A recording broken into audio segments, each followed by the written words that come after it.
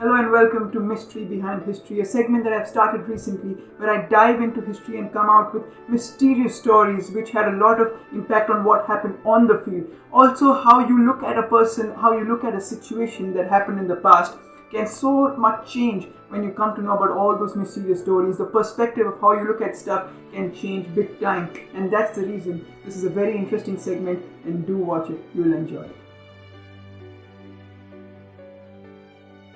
What's this captaincy thing all about, and who is a good captain? A good captain is a fantastic tactician. He's an amazing motivator who can take his players aside and tell them, you know what, if you're having bad days right now, doesn't matter, the good days aren't far away, they're coming your way. He's also somebody who can take a very, very good player aside and tell him that your good days are going on right now, but stay humble, stay focused, because the bad days can come anytime soon. So if you want the good days to continue for a long time, stay humble, stay focused. He's somebody who can get the team together and make them perform. He's somebody who's comfortable with everybody. The person who possesses all these qualities is a fantastic captain. And over the years, cricket has seen fantastic captains. Now let's, get this one notion aside, let's put it aside, that the fact that the captain has to be the best player of the team, it's not necessary. History is evidence of that. Clive Lloyd, 1983, he passed his prime, and he wasn't somebody who you would look at as West Indies' best cricketer. Vivian Richards was somebody who you would look at as West Indies' best cricketer. Clive Lloyd was not one of those, but he was still captain. They still stuck with him because he was shrewd. He would be in the eye of the opposition. He would actually, make his presence be felt by everybody around him, and that's the reason Clive Lloyd was still the captain, because he was a fantastic tactician. Imran Khan, 1992, does not need to be the best player. He was already retired, and the political leaders of Pakistan, persuaded him to come back because they felt a tactician, a motivator, a team man like him was very, very necessary for Pakistan to win that World Cup. And what did he do? He came out of retirement, made Pakistan win the World Cup in 1992.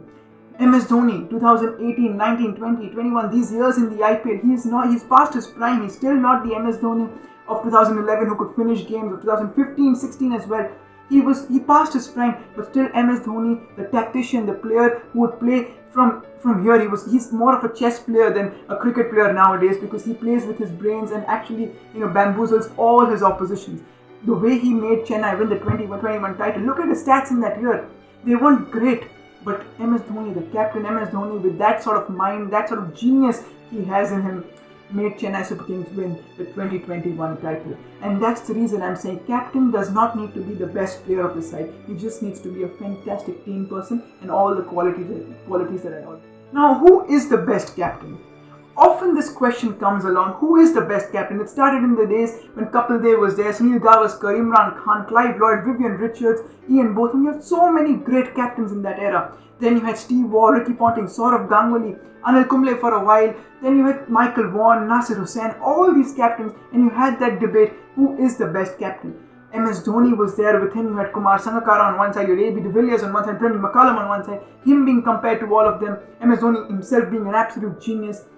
Nowadays you have Virat Kohli, Rohit Sharma, Steve Smith when he was captain. Then you have Joe Root, Kane Williamson. Who is the best captain? Babar Azam, is he good enough? That question keeps on coming. And that's the reason, who is the best captain? That question is so subjective. Everybody can have a different answer for that, and it's absolutely fair. Who, in my opinion, is the best captain I've ever seen?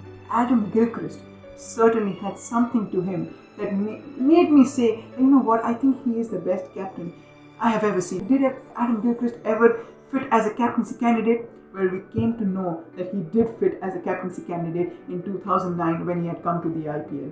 2008, Deccan Chargers, a fantastic team. You have Adam Gilchrist as a player, you have Shahid Afridi, you have VVS Lakshman, you have Rohit Sharma, you have Andrew Simons.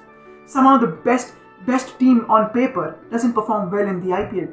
They win just 2 matches out of 14, lose 12, possibly the worst season any IPL team has had so far. Adam Gilchrist becomes captain of Deccan Chargers in 2009. Overseas player becoming captain already adds a lot of pressure, because you are one of the 4. You're not one of the 7 Indians, you're one of the 4. The chances of you being selected in that team is also limited. So Adam Gilchrist was already under that pressure. Nothing changed in the team except the fact that Shahid Afridi could not play that season because of the unfortunate political factors on the border of India and Pakistan. That's the reason Shahid Afridi obviously could not take part. But apart from that, the entire team was same. In a span of just 1 year, Adam Gilchrist, from the team that lost 12 matches out of 14, He made them win the 2009 IPL just in a span of 1 year. That sort of turnaround with the same players, just a new captain. Already the pressure of being that sort of team that everybody started thinking that, you know what, they're going to end last again. He changed everything and made them win that title. It's very, very special, and that's the reason I have immense amount of respect for Adam Gilchrist, the captain. One more very, very interesting story that people don't know about. Joy Bhattacharya narrates this fantastic story that in 2012, he was on a flight and Kings 11 Punjab, at that time Adam Gilchrist's team after Deccan Chargers moved to Kings 11 Punjab, was captain over there.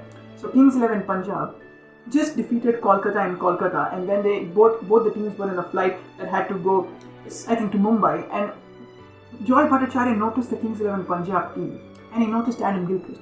He was wearing possibly the ugliest dress you'll ever see on earth. A light pink shirt, red trousers and a red jacket. He was looking like a circus clown, and with him the entire support staff was also looking like a circus clown. The players were in their good t-shirts and jeans and all that stuff and were looking pretty cool, but the captain and the support staff were looking like circus clowns. And Joy Bhattacharya narrates this fantastic story saying that he sort of felt uncomfortable and he went to Gilchrist and told him, Gilly, what's this fuss all about? Why are you wearing your Adam Gilchrist? Why do you need to wear such a circus sort of a dress? And then Adam Gilchrist narrates this beautiful answer to Joy Bhattacharya where he says that, you know, we were given these costumes for traveling, and any team would look at these costumes and say, we are not wearing these costumes for sure. We don't want to look as clowns. And that sort of reaction was obviously expected from all the players. And then I just thought, how can I use this costume to motivate my players? And then I made this rule. So if we win a game, then me and the entire support staff needs to wear this circus sort of a dress, circus clown sort of a dress, and if we lose, all the players need to wear it. That year, Kings 11 Punjab won 5 out of their 7 away games, defeating Kolkata, who were eventual champions, Chennai, who were eventual finalists, Mumbai Indians, obviously the name speaks for itself.